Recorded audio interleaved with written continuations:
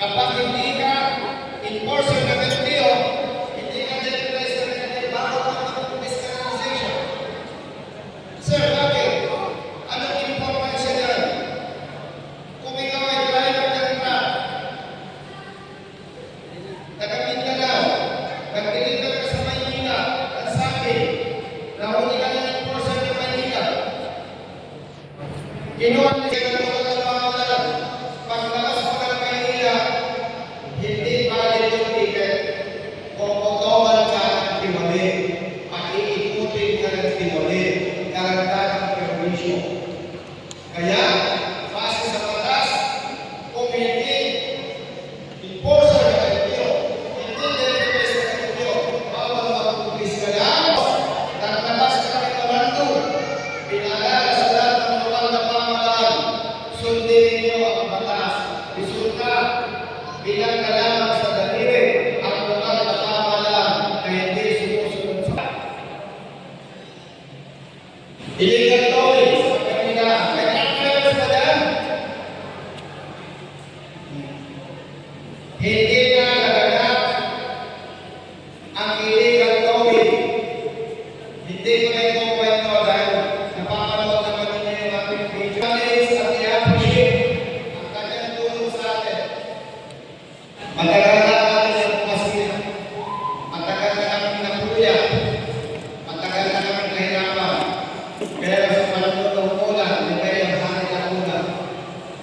Nasubi ang illegal towing sa Maynila. Muli, palapalan ko siya. Noong ako ay pulis pa lamang hanggang nag-retire, may record. Ang natatanggap namin reklamo tawag sa iba't ibang lugar ng ating bansa, humigit kumulang 500 ay pinapapatupad ng batas. Andyan din ang LTO chief. Nandyan yung iba't ibang lugar na pamahalaan.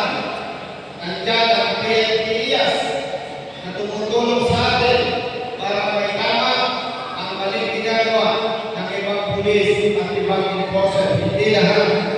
Palakpakan po natin sila. Pag-ulit ang maling pag-ulit ng mga enforcer ng LTO sa Davao. May record yan. Isa sa mga naganap na hiling.